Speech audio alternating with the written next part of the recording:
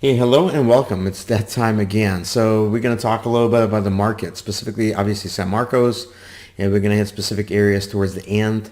Um, this is going to be for Santa Fe Hills and also Rancho Santalina at the end. You'll have the information as well.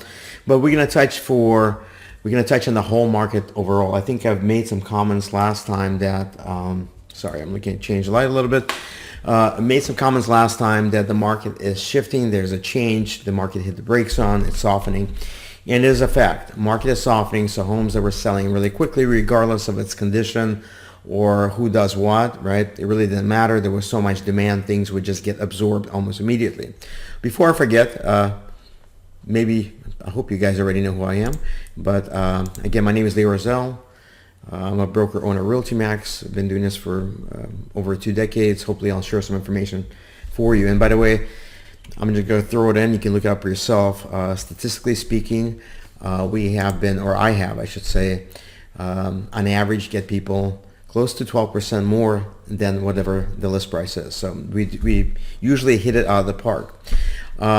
Anyway, so let me just talk to you a little bit about what's happening with the market. As you know, the rates have shifted, right? The rates have gone down, and now, as you can see right now, they're going back up. I know a lot of people focused on we're going to wait till rates come down, and at that point we're going to do something. We're going to buy, we're going to sell. All that stuff is great. But as you can see, we have a 0.5% cut from the federal Fed. And now, even though we had a 0.5% cut, we came pretty close to sixes, and now we're moving up to 6.32 territory. And I think this is going to continue to climb up, and I'll tell you why that is. Okay, the reason it's going to climb back up because, first of all, I don't think the Fed at all wants to reignite the real estate appreciation as it was. Right, it was inflating way too fast, and the lower the rates are, it should be pretty easy to understand that more people probably can afford it. Although I can tell you that the last month or so since the rates have been coming down, the activity hasn't really gone up in the same tempo, right? So what we've seen is people that were on the sidelines are still on the sidelines. And I think primarily it's not because they're waiting for rates maybe to come down or anything else. I think we have an affordability crisis here. And especially people in San Marcos, it's kind of a upper middle class kind of families looking for a place, looking for a nice place for the families where it's more or less quiet. It's growing. The city is growing with Cal State San Marcos expanding, with CaDRE being here. All those things are really coming together, bringing the city up in value. But all that said, and like it or not, affordability has gone out of the window a long time ago. So before, when we were selling homes, we would get multiple dozens of offers, right? At this point, you should be expecting somewhere of a handful, maybe 4 or 5 offers. As you know, the way we do things is totally different. We have a totally different perspective on the market and the way we attack it in order to get you the absolute top dollar. Like I said, some agents, even though they're discounted, they charge way too much for what they do because you end up leaving so much on the table. It doesn't really matter. You're not saving any money at all. You're losing money all the time. So again, I want to jump on to look at the rates. Sorry, I got to get the right one. So as you can see, the rates have been coming down, right? And as you know, I do this video. I'm going to throw it in every time that the newsletter comes out. So we have a new newsletter out. Sorry. Talk a little bit about, obviously, Halloween. It's an important part, right? Decorations are out. Mortgage rates, I already kind of covered them already as far as what's going on. And talk about the market. So let's clip out of here. So again, let me just talk about the mortgage rates. I don't see the mortgage rates coming down below 5.5% anytime soon. Because if it goes there, that means we are not going inflating, we're going the opposite, right? There's a contraction in economy, there's a contraction in business, and that's the only reason why somebody would lower the rates to get more people in. Right now, they found a balance, I believe, between the supply and demand. And just because there's a demand for houses doesn't mean they can afford it in most cases, right? But be that as it may, real estate is still one of the best investments you can make for you and your family. In fact, if you have kids, I would encourage you to find a way to buy something for them now. It doesn't matter if it's a townhouse, it doesn't matter if it's a condo. Get them into the game. You can always rent it out. I can always help you with that. If you need help, I can always help you with the purchase to make sure the numbers make sense to you, because ultimately the way I always advise any of my clients and buyers, if you're not going to be in the property for at least 7 years, if you can't keep it for 7 years, make sure option B is there, and that means that the mortgage you're paying can be covered with rent, or most of it, 99% of it can be covered with rent. In those cases, you're covered on both sides, right? If you're going to be there for 7 years, you're going to have some appreciation. If you need to sell, you're going to have some equity to be able to hire an agent and get things sold. And like I said, in the case where you have to go, for example, you have an opportunity to rent it out and let somebody else pay for it, which is an amazing, amazing investment and opportunity for all families. Because the fluctuations in the market will happen. Sometimes the market continue going up, sometimes it will go flat, sometimes it will go down. But long term, if you hold on to your real estate, you'll do well, right? Especially if you know how to manage it.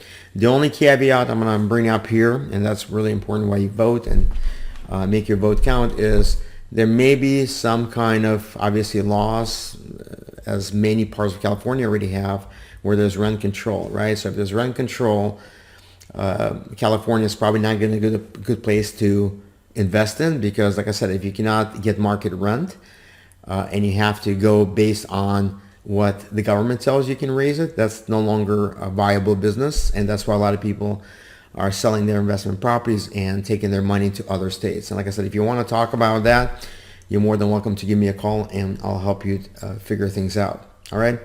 So overall, the market is doing great. So now let's jump into your specific area. Let's go into Santa Fe Hills. Let's look at the market there.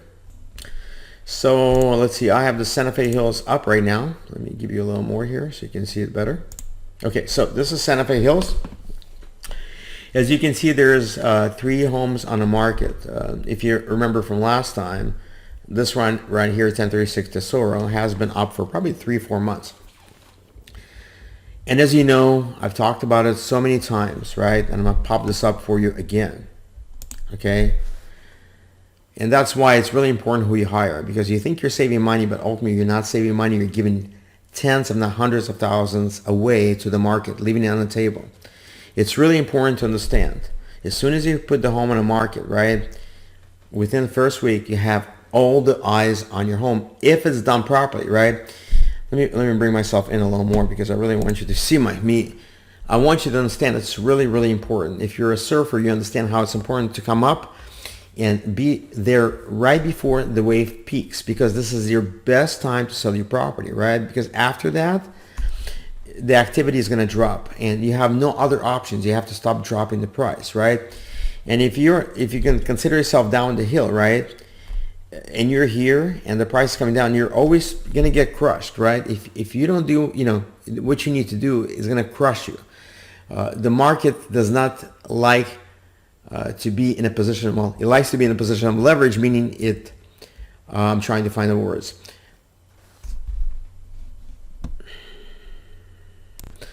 So first of all, I want to bring this up here so you can actually see it, if I can find the right one.